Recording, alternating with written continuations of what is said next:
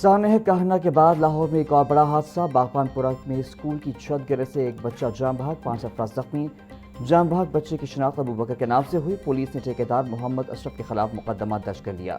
Rescue اہلکاروں نے 10 سے زائد بچوں کو بحفاظت نکال لیا۔ ذرائع کے مطابق حادثے کے وقت 70 سے 80 بچے اسکول میں موجود تھے۔ 2 منزلہ عمارت کے دوسرے فلور کی چھت گری۔ اہل علاقہ کے مطابق اسکول میں چھت کا لینٹر کچا ہی کھولا گیا۔ زخمیوں کو طبی امداد کے لیے سروسز اسپتال منتقل کر دیا گیا۔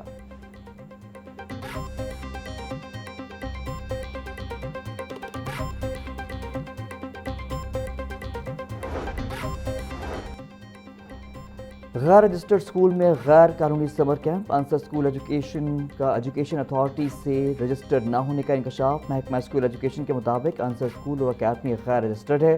وزیر تعلیم رانا سکندر حیات کا واقعے کا نوٹس۔ ایجوکیشن اتھارٹی لاہور سے واقعے کی رپورٹ طلب۔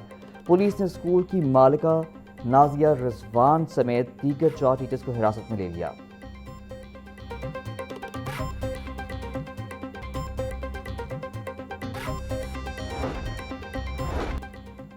باغبان پورہ میں نجی اسکول میں قائم سمر کیمپ کی چھت گرنے کے واقعے وزیر اعلیٰ پنجاب مریم نواز کا نوٹس۔ کمشنر لاہور اور ڈی جی ریسکیو سے رپورٹ طلب کر لی۔ حادثے میں ایک بچے کے جاں بحق ہونے پر دکھ اور افسوس کا اظہار۔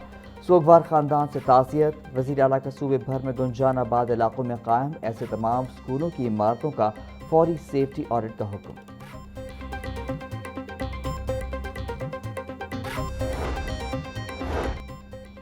باغبان پورہ کے علاقے میں اسکول کی چھت گرنے کا واقعہ۔ غیر قانونی سمر کیمپس کے خلاف قانونی کارروائی نہ کرنے پر اسسٹنٹ ایجوکیشن آفیسر سید بلال قاسم معطل۔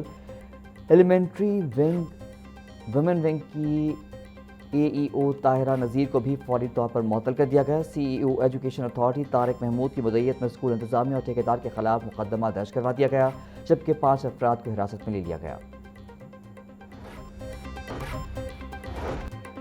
محکمہ اسکول ایجوکیشن کا اسکولوں کی مالی خود مختاری کے لیے بڑا پلان۔ پنجاب کے سرکاری اسکولوں کے اثاثوں سے سالانہ 64 ارب روپے آمدن کا تخمینہ۔ اضافی وسائل پیدا کرنے کے لیے 16 مختلف آپشنز پر غور شروع۔ اسکولوں میں بل بورڈز اور ہورڈنگز نصب کرنے کا منصوبہ زیر غور۔ اسکولوں کی اضافی زمین پر مارکیٹیں اور دکانیں قائم کرنے کی تجویز۔ موبائل فون کمپنیوں کو اسکولوں میں ٹیلی کام ٹاورز لگانے کی پیشکش۔ اسکول گراؤنڈز اور ہالز تقریبات اور کھیلوں کے لیے کرائے پر دیے جا سکیں گے۔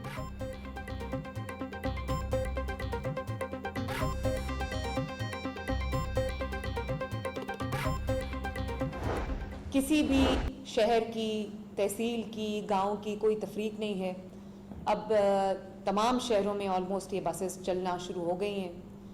ناردرن ایریاز میں بھی، جو پنجاب کا ناردرن پارٹ ہے، اس میں بھی چلی گئی ہے۔ مری تک یہ بسیں پہنچ گئی ہیں۔ ساؤتھ پنجاب میں یہ بسیں ہیں، سینٹرل پنجاب میں ہیں، ہر جگہ ہیں۔ اور اب انشاءاللہ تعالی تحصیلوں میں بھی اس کا دائرہ کار جو ہے وہ بڑھایا جا رہا ہے۔ اس سال جب 1500 بسیں اور ایڈ ہوں گی تو تقریباً 3000 کے قریب بسیں جو ہے وہ پنجاب کی سڑکوں پہ رواں دواں ہوں گی، اور بہت لوگوں کو اس کا فائدہ ہوگا۔ پنجاب کے مزید 6 اضلاع میں گرین الیکٹرک بسیں سڑکوں پر آ گئیں۔ وزیر اعلیٰ پنجاب مریم نواز کہتی ہیں پنجاب کے عوام کے لیے سفری سہولتوں کو بہتر بنا رہے ہیں۔ عوام کو گرین بس کی صورت میں باعزت سواری دی۔ گرین بسوں کا دائرہ مرحلہ وار پورے صوبے میں پھیلایا جائے گا۔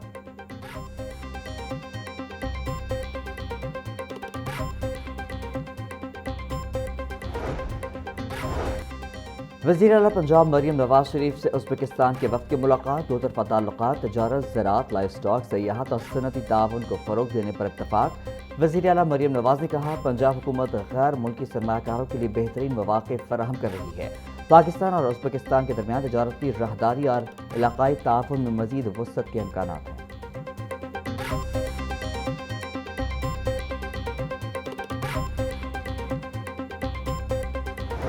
اس کے اوپر آؤٹ رائٹلی بات کرنا بہت امپورٹنٹ ہے، اور میرے خیال میں اس کا آغاز وزیر اعلیٰ پنجاب مریم نواز شریف صاحبہ نے کر دیا ہے، اور اس کے ڈویڈنس انشاءاللہ جن قوموں نے بھی اپنی پاپولیشن پر قابو پایا ہے، اس کے سائز پر قابو پایا، اس کی گروتھ ریٹ کے اوپر قابو پایا، ریٹ آف پاپولیشن انکریز کے اوپر قابو پایا، انہوں نے سب سے پہلے اس کو اپنا نیشنل نیریٹو بنایا۔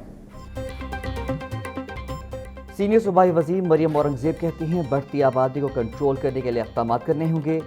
وزیر اعظم کی قائم کردہ نیشنل پاپولیشن کونسل میں وزرائے اعلیٰ بھی شامل ہیں۔ وزیر اعلیٰ مریم نواز کی قیادت میں پنجاب کو محفوظ بنا رہے ہیں۔ بڑھتی آبادی کو کنٹرول کرنے کے لیے ہر طبقے کو کردار ادا کرنا ہوگا۔ ڈیٹا کی بنیاد پر ترقی ہی پائیدار ترقی کہلاتی ہے۔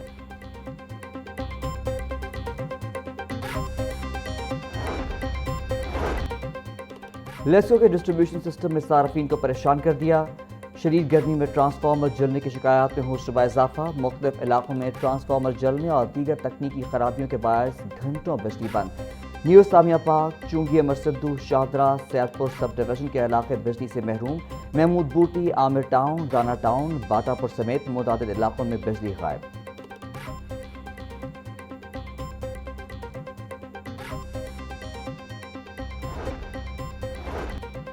پنجاب حکومت کا صوبے میں شفافیت اور ای گورننس کے فروغ کے لیے اہم اقدام۔ وزیر اعلیٰ مریم نواز کی ہدایت پر صوبے میں جدید ای پروکیورمنٹ سسٹم کا باقاعدہ نفاذ۔ شفافیت کے لیے سسٹم کو نادرا، FPR، SECP، PRA اور EEC سے منسلک کر دیا گیا۔ چیف سیکرٹری پنجاب زاہد اختر زمان کا تمام محکموں کو بقیہ مینول سروسز کی نشاندہی کر کے ای بس پورٹل میں شامل کرنے کا حکم۔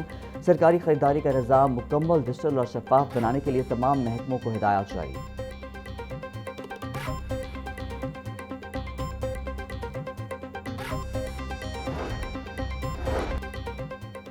واسا کے ماسٹر پلان پر عمل درآمد 7 برس سے فائلوں میں بند۔ 2019 میں ماسٹر پلان کی منظوری کے بعد پروجیکٹس حکومت سے منظور نہ کروائے گئے۔ 3 علاقوں کے سیوریج انفراسٹرکچر کو تبدیل کرنے کا پلان بنا۔ واسا نے 3 گنجان آباد علاقوں کے بجائے نواحی علاقوں پر کام شروع کر دیا۔ ماسٹر پلان میں گلبرگ، فیروز پور روڈ اور جناح ہسپتال کے قریب ٹرنک سیور بچھانے کا پلان بنایا گیا۔ واسا انتظامیہ کے مطابق سپلیمنٹری گرانٹ کے ذریعے فنڈز کی استدعا کی ہے۔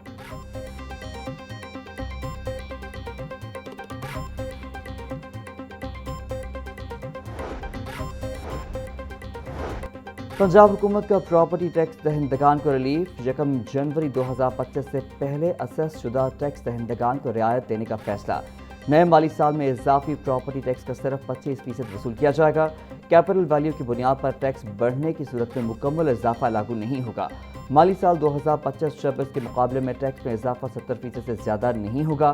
Excise taxation and narcotics control department کا نوٹیفیکیشن جاری۔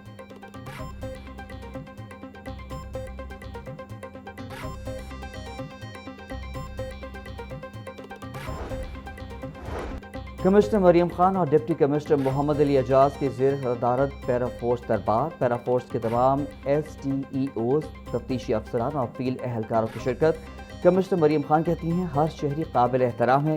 پیرا فورس اپنے کام میں احترام کو قائم رکھیں۔ بد اخلاقی اور برا رویہ سول ایڈمنسٹریشن میں قابل قبول نہیں۔ بری کارکردگی پر 7 اہلکاروں کو نوکری سے فارغ اور 300 کو سرنڈر کیا گیا ہے۔ ڈپٹی کمشنر محمد علی اعجاز بولے جزا اور سزا کا عمل مزید سخت کر رہے ہیں۔